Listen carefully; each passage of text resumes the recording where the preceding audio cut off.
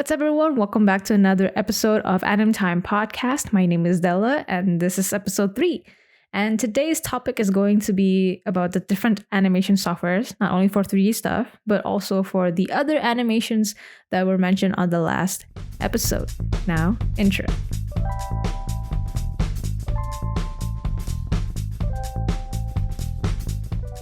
All right, everyone, welcome back. This is the 3rd episode, and if you're watching YouTube, then you can see that I'm not on my usual setup. I changed my setup just for practicality. It's closer to my computer, and it's mostly where my microphone and audio interface is, so I didn't want to move my microphone and audio interface every time I wanted to record my podcast. So I'm still recording it to my laptop, but just because I still have my audition file here, plus I'm still waiting for me to buy a dummy battery for my camera for when later I want to record this straightly using OBS. But this is progress, so it's still good.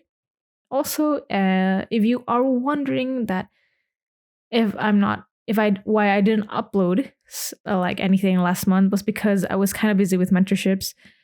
I wanted to upload something, but it was just tiring. The mentorship took a lot of me, took a lot of time, took a lot of energy from me. Okay, so a little bit of story time here before moving to the real topic. About a month ago, I joined 2 mentorship, which is crazy, but I have my reasons. Each mentorship had something to offer, and I thought that it was beneficial for me in the future. So that's why I took those 2 those 2 mentorships, but mostly because I already paid one of them.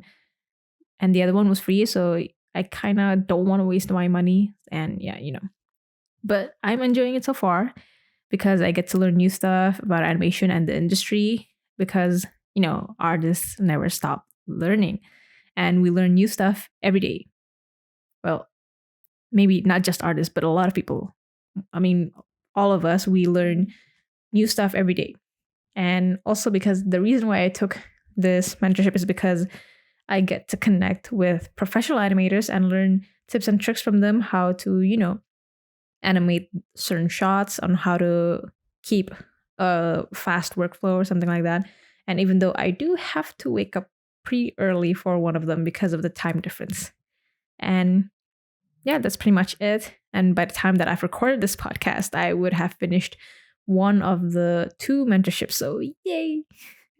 It's tiring. I'm gonna miss my classmates there, even though we have a Discord, but still it won't be the same. Yeah, it's sad at the same time, happy that it's done.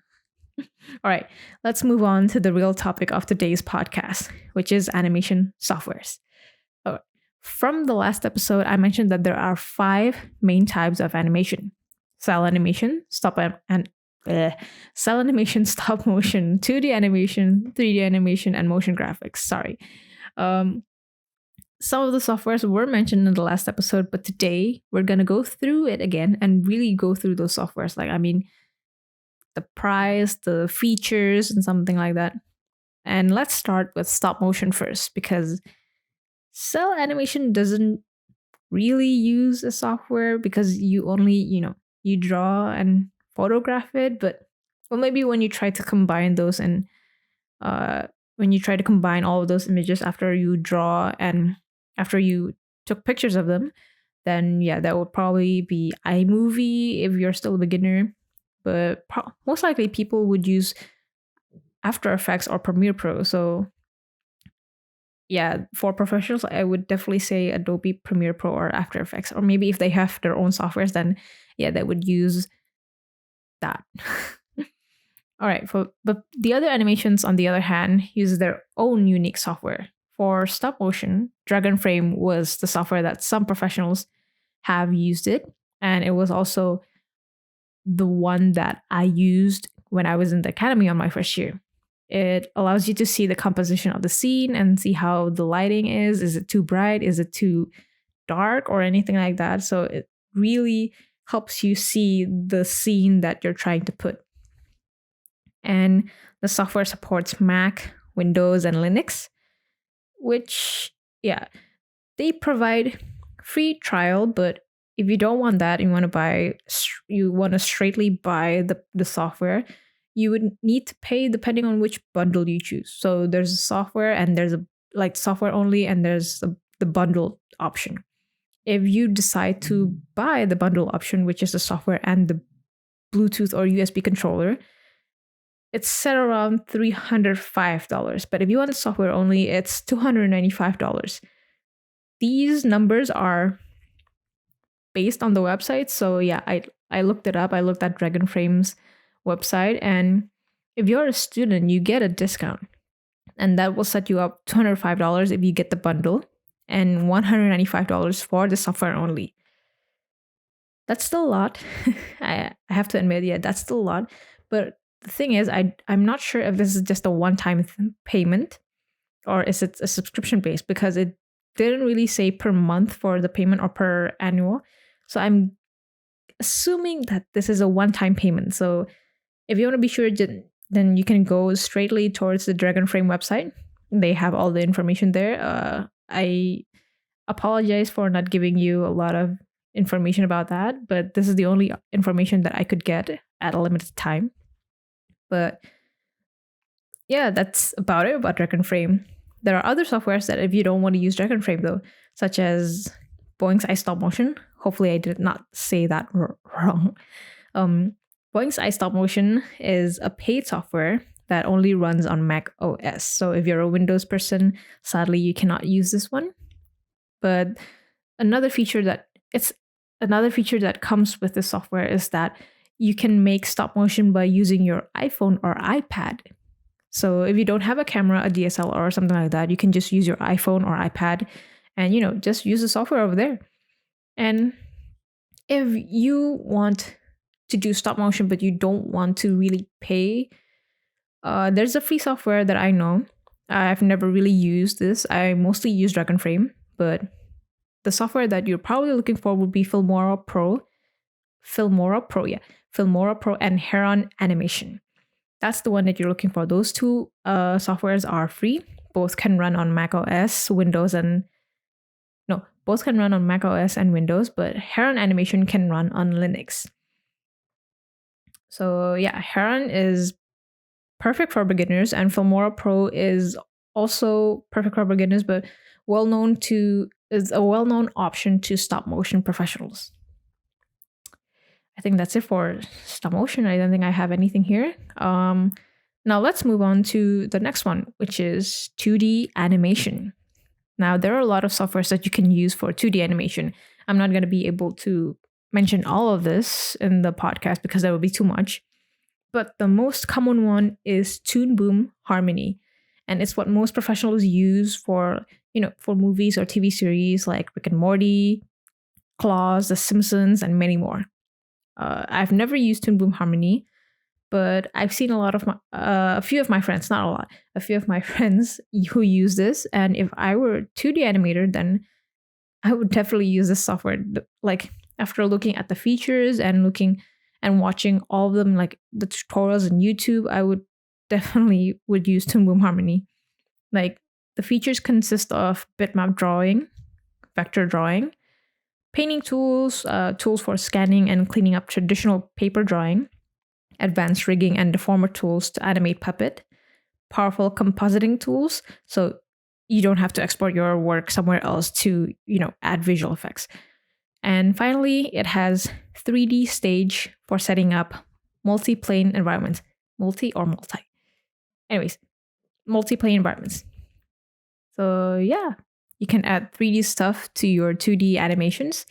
And Toon Boom is a subscription. Oh my gosh, it's a tongue twist. It's a subscription-based software. And you have different options to choose. You have each option gives you different amount of features. So the more you pay, the more features you get. This software is available for Mac and Windows, and if you go to their website, they also mention the recommended hardware requirements for your laptop or computer. So yeah, if you're looking to get a computer that can run Toon Boom Harmony smoothly, then you should definitely look up at their website and see the hardware requirements. other softwares that I've seen people use to make 2D animations would be Adobe Animate, After Effects, Photoshop.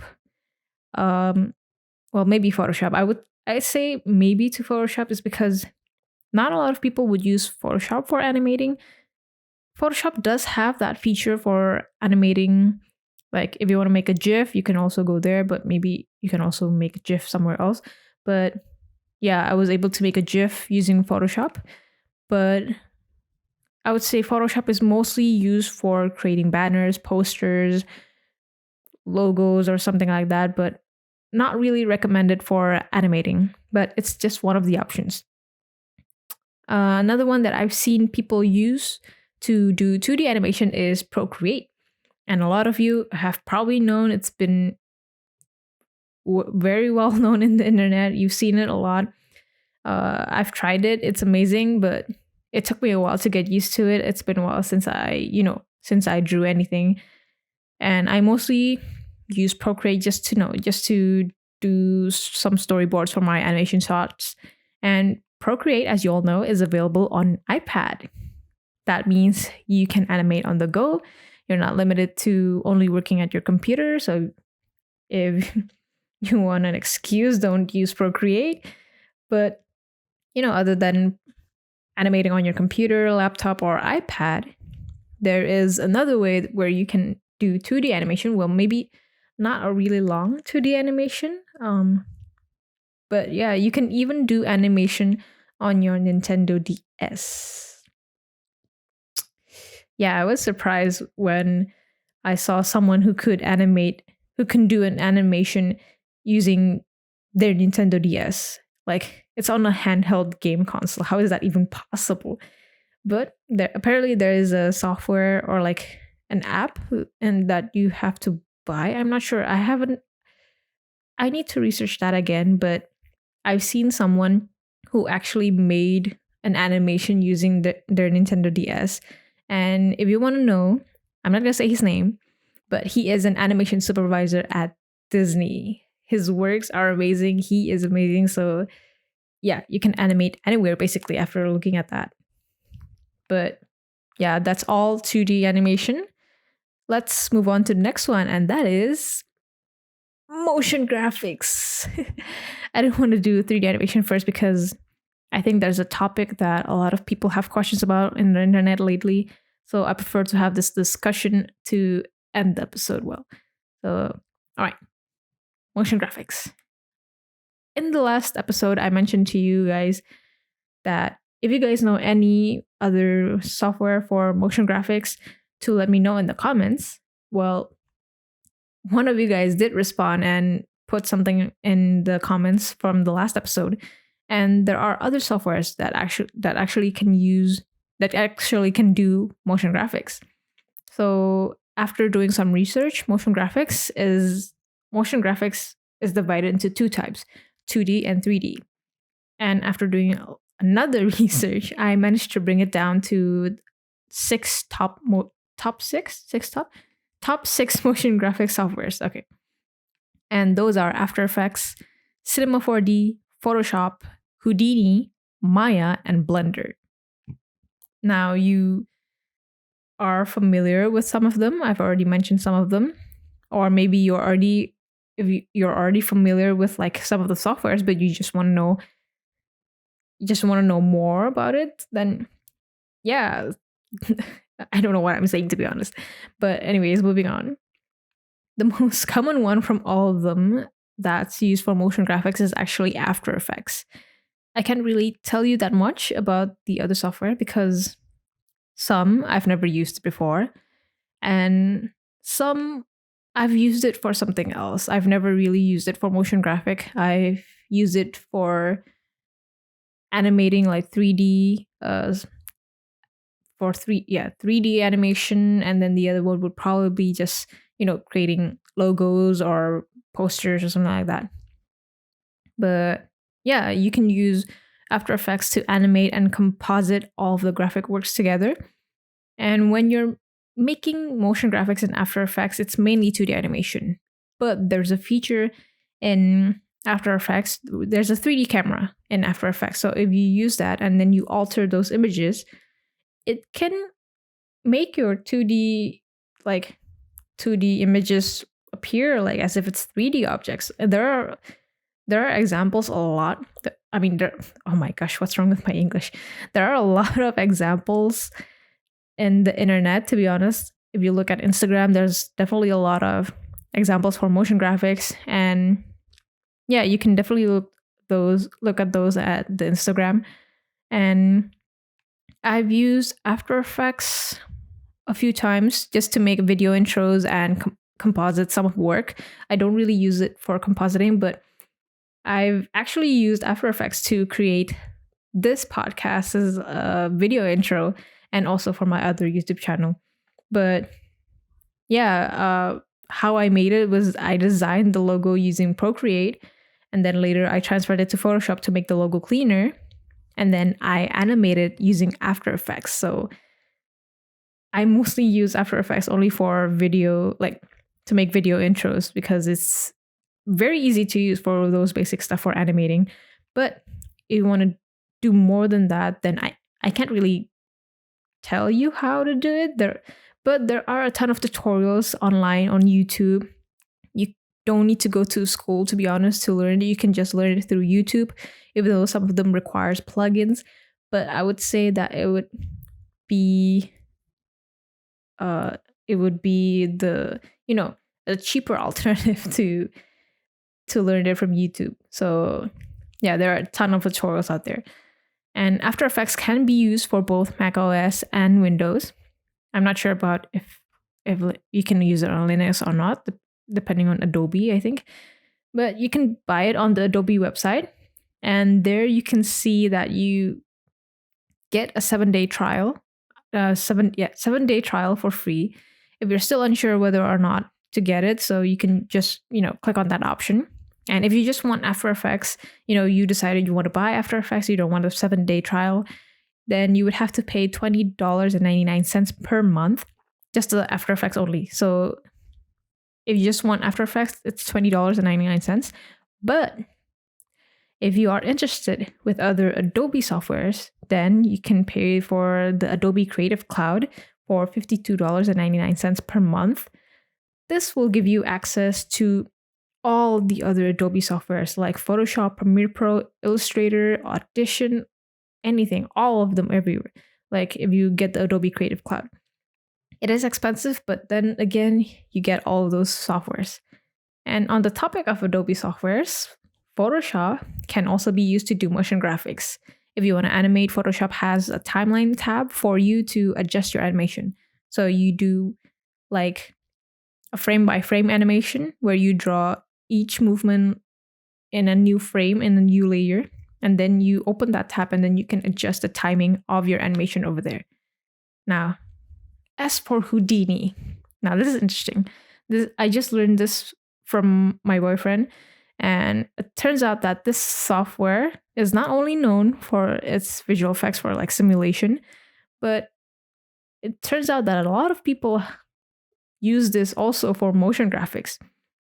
So Houdini has these other features like for animating, modeling, and other stuff, and I thought it was just that. But it turns out that you can also use Houdini for motion graphics. Like when you compare the number of people using Houdini for motion graphics and animation, there are a lot of people who use Houdini just for motion graphics compared to like people who use it for animation. But of course, the number of people who use Houdini for visual effects is definitely greater than that. But yeah, so Houdini is another option, and it's available on Mac OS, Windows, and Linux. There are different versions of Houdini that you can choose. You can choose Houdini Apprentice. It's a free version of Houdini FX for students, artists, and hobbyists. It pretty much has the same functionality. However, there are limitations. For example, when you try to render your work, there's going to be watermarks on your render, and if I'm not mistaken, the resolution is also limited. You can only render at 720p. So that's something to consider about. But there's also Houdini Indie, which is less restrictive than less restrictive. Okay, less restrictive than the other one. But it still has some limitations that probably only big studios will worry about it. So if you're not doing for professional stuff, then I would definitely look at Houdini Indie. Now for Cinema 4D, Maya, and Blender, those are the ones for people who want to do 3D motion graphics.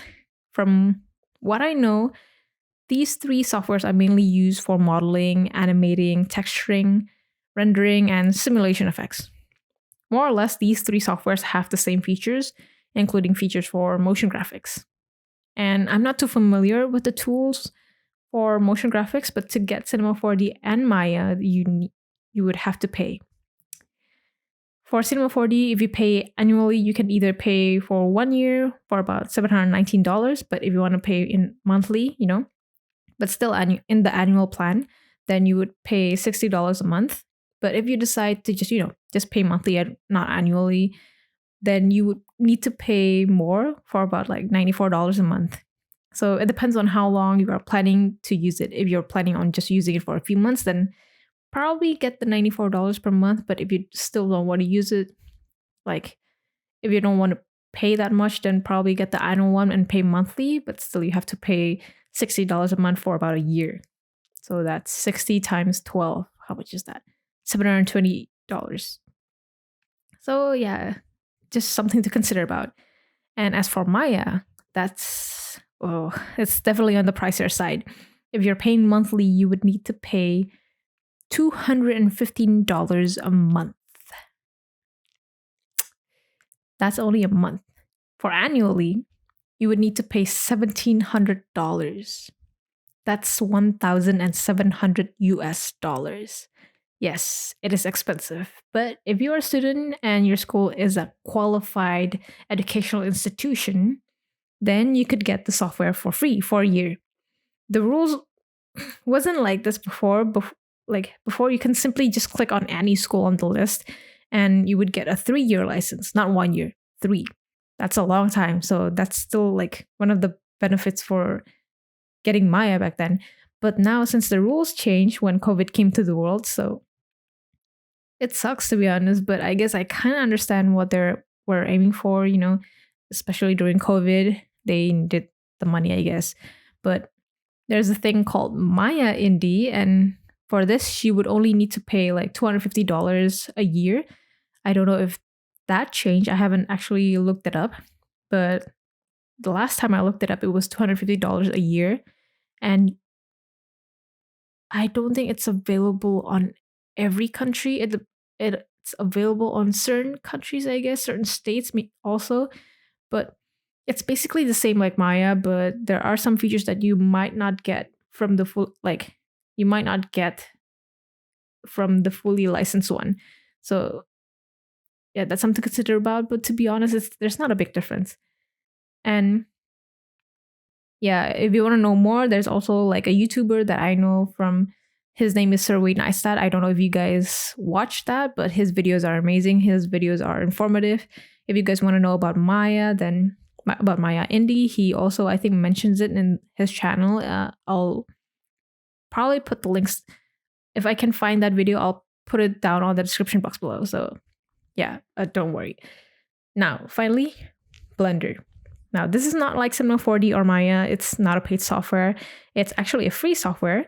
And I hope that it stays that way because, to be honest, this really helps the new animators that are coming up to the 3D world to have the opportunity to learn about 3D animation, modeling, everything, because if I was a new animator and I wanted to learn about the software, I wouldn't actually want to pay $215 a month just to learn about that. I didn't have that kind of money before. So yeah. Yeah, that's it for motion graphics.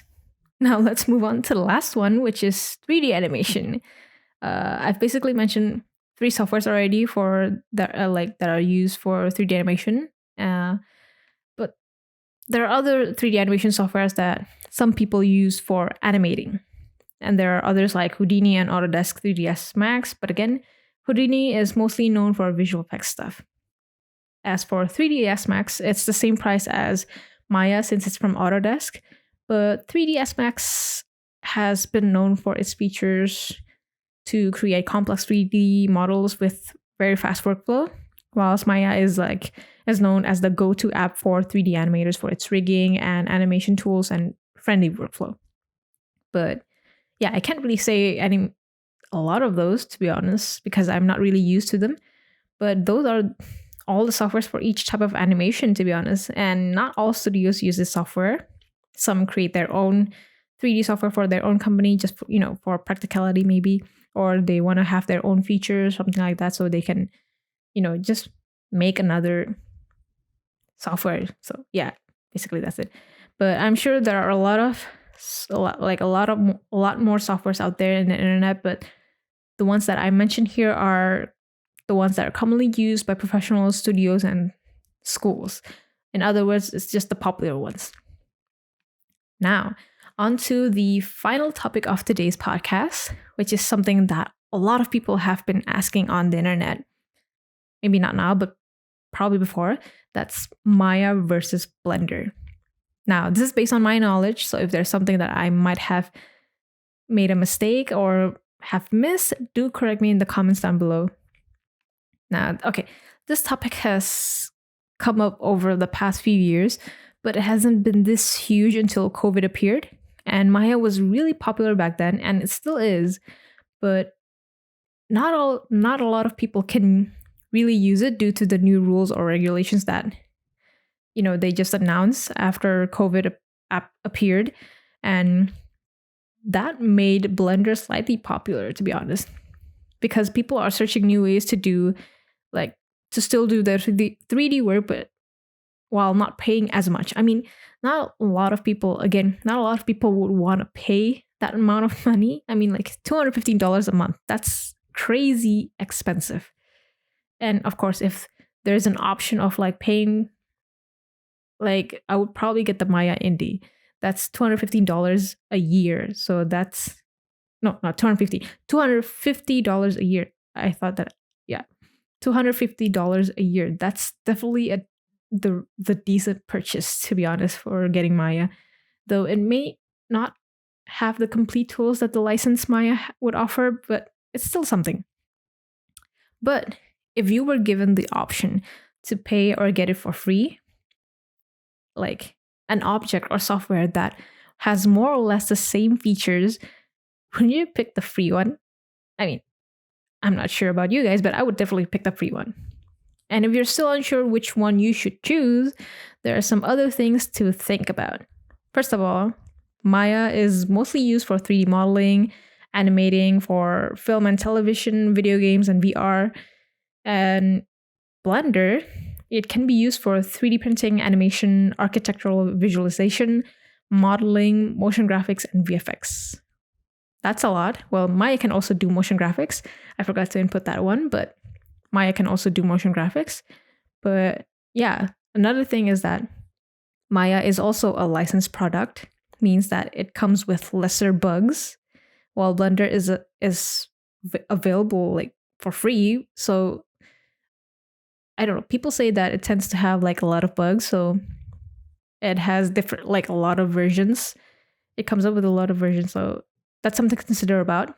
And most animation schools that I know uses Maya instead of Blender because of its user interface. It's very easy to navigate. It's more straightforward, while Blender is actually not that complicated.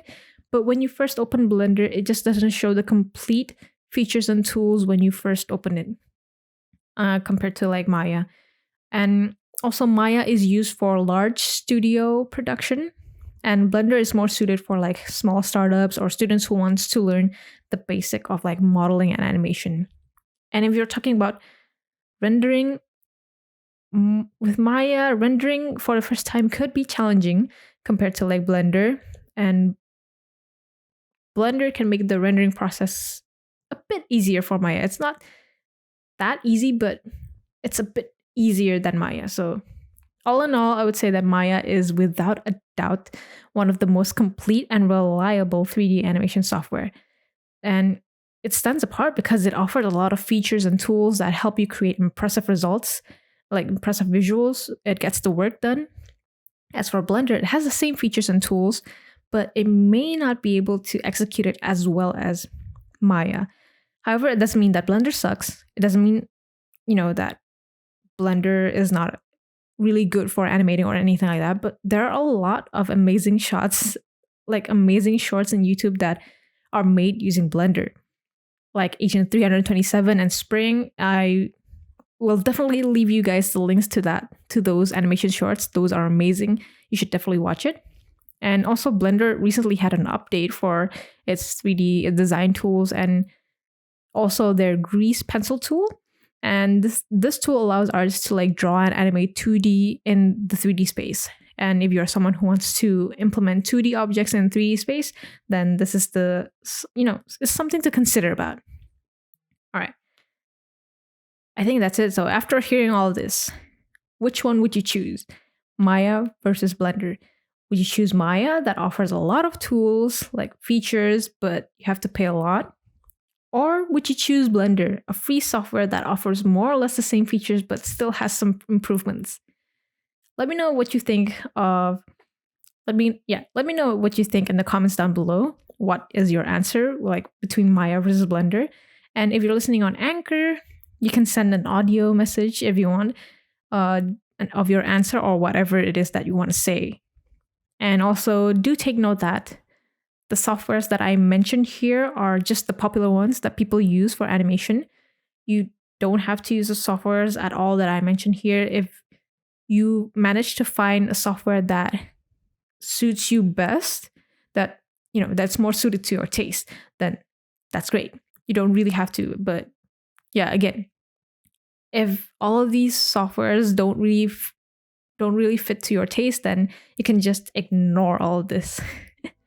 Okay. I think that's it for today's podcast. Thank you so much for tuning in. I hope that was helpful for you guys. And if you guys enjoyed it and want to hear more things like this, don't forget to click on the subscribe button and click on the notification bell for the next episode of AnimTime podcast.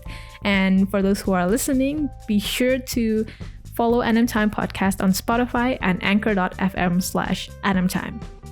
Now, for the next podcast, I might have a guest come in, my very first guest. That's exciting. But, I won't spoil the details here. So if you guys are curious, be sure to stay tuned for the next episode.